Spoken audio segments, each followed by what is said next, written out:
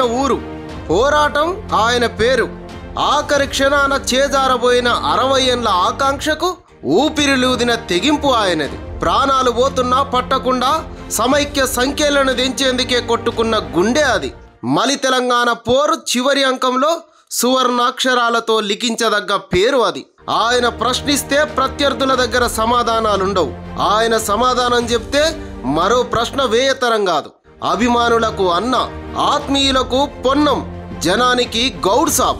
పోరాటమే ఊపిరిగా, నిజాయితీకి నిలువెత్తు నిదర్శనంగా తెలంగాణ రాజకీయ చిత్రపటంపై చెరగని ముద్ర వేసుకుంటున్న ఆయనే హుస్నాబాద్ శాసనసభ్యులు, తెలంగాణ రాష్ట్ర రవాణా బీసీ సంక్షేమ శాఖ మాత్యులు, అభినవ సర్వాయి పాపన్న పొన్నం ప్రభాకర్.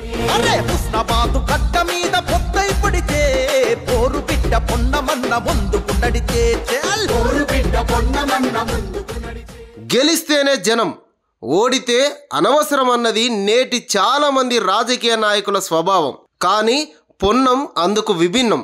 గెలిచినా ఓడినా నిత్యం జనం ముందే, జనంతోనే, జనంలోనే తిరుగుతూ వారి కష్టసుఖాలు తెలుసుకొని నేనున్నానని అభయమిచ్చే సుగుణశీలి. కోరికలు తీర్చేందుకు దేవుడికైనా ముడుపు కట్టాలేమో గాని పొన్నం ఉన్న చోట తమకేం కావాలో ప్రజలు ప్రత్యేకంగా చెప్పనక్కర్లేదు.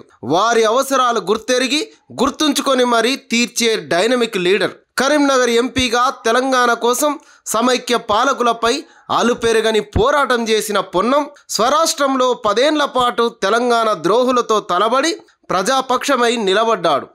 ఆ పోరాట పటిమను చూసినందుకే హుస్నాబాద్ ఉన్న పలంగా ఉన్న చోటును వదిలేసి వచ్చినా జై కొట్టింది. తమ ప్రతినిధిగా అసెంబ్లీకి పంపి పొన్నం సత్తా అంటే ఏమిటో యావత్ రాష్ట్రానికి చాటింది.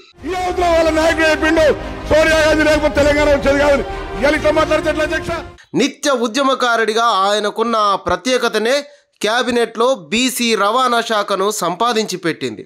అలుపెరగని ఆయన పోరాట పటిమనే తెలంగాణకు గుండెకాయ అయిన హైదరాబాద్కు ఇన్ఛార్జ్ మినిస్టర్ను చేసింది. పదవిని బాధ్యతగా, పనిని పవిత్రంగా భావించే పొన్నం హుస్నాబాద్ శాసనసభ్యుడిగా, బీసీ రవాణా శాఖ మంత్రిగా ఏడాది పూర్తి చేసుకున్నారు. ఈ ఏడాది కాలంలో పొన్నం సాధించిన విజయాలు ఎన్నెన్నో. ఇంట గెలిచి రచ్చ గెలవాలంటారు. అందుకే ఓవైపు మంత్రిగా రాష్ట్ర స్థాయి బాధ్యతలు సమర్థవంతంగా నిర్వర్తిస్తూనే మరోవైపు సమైక్య, ఇటు స్వరాష్ట్రంలోనూ దశాబ్దాలుగా వెనుకబాటుతనానికి గురైన హుస్నాబాద్ అభివృద్ధి కోసం అహర్నిశలు శ్రమిస్తున్నారు పొన్నం. రాష్ట్రంలోనే అగ్రభాగంలో నిలబెట్టే విధంగా శక్తి వంచన లేకుండా కృషి చేస్తున్నారు. ఏడాది కాలంలోనే ఏకంగా హుస్నాబాద్ నియోజకవర్గానికి 836 కోట్ల నిధులను తీసుకొచ్చి తనను గెలిపించిన ప్రజల రుణం తీర్చుకునే మహాయజ్ఞాన్ని కొనసాగిస్తున్నారు. కాళేశ్వరంతో 1 కోటి ఎకరాలకు సాగునీరు అందిస్తామని గత పాలకుల ప్రకటనలు. 10 ఏళ్ల పాలనలో హుస్నాబాద్కు చుక్క నూరు కూడా తీసుకురాలేదు. కానీ హుస్నాబాద్ ఎమ్మెల్యేగా, మంత్రిగా విధుల్లోకి ఎక్కగానే గౌరవెల్లి గండిపల్లి ప్రాజెక్టును పూర్తి చేసేందుకు 431 కోట్లు మంజూరు చేయించి రైతాంగం తనపై పెట్టుకున్న నమ్మకాన్ని నిలబెట్టుకున్నారు. పచ్చని హుస్నాబాదే తన లక్ష్యమని చాటుకున్నారు. హుస్నాబాద్ మున్సిపాలిటీని ఆదర్శవంతంగా తీర్చిదిద్దేందుకు అభివృద్ధి పనుల కోసం 35 కోట్లు మంజూరు చేశారు. ఇక యువతకు ఉపాధి అవకాశాలు కల్పించేందుకు పక్కా ప్రణాళికలను సిద్ధం చేశారు. నియోజకవర్గంలోని చౌటపల్లిలో 100 ఎకరాల్లో ఇండస్ట్రియల్ పార్కు ఏర్పాటు పనులను వేగవంతం చేశారు. స్థానిక జాబ్ మేళాల ద్వారా వందలాది మందికి ఉద్యోగ, ఉపాధి అవకాశాలు కల్పించడమే కాదు, టామ్కామ్ కంపెనీ ద్వారా విదేశాలకు వెళ్లే వారికి ఉద్యోగ అవకాశాలు కల్పిస్తున్నారు. ఉపాధి అవకాశాలను పెంచే సెట్విన్ కేంద్రాన్ని తెచ్చారు. హుస్నాబాద్ పట్టణంలో 150 పడకల ఆసుపత్రితో పాటు ఎన్నికల వేళ హుస్నాబాద్కు ప్రియాంక గాంధీ ఇచ్చిన మెడికల్ కాలేజీ హామీని నెరవేర్చే దిశగా కార్యాచరణ రూపొందించారు. హుస్నాబాద్ కరీంనగర్ రోడ్ల విస్తరణ, సమీకృత గురుకులాలు, పాఠశాలల్లో వసతుల మెరుగు, హుస్నాబాద్ బస్టాండ్ పునరుద్ధరణ, సర్వాయి పాపన్న కోట సుందరీకరణ, పంచాయతీరాజ్ రోడ్లు, ఇలా ఒక్కటేమిటి వందలాది కార్యక్రమాలు మంత్రి పొన్నం ఆధ్వర్యంలో జరిగాయి.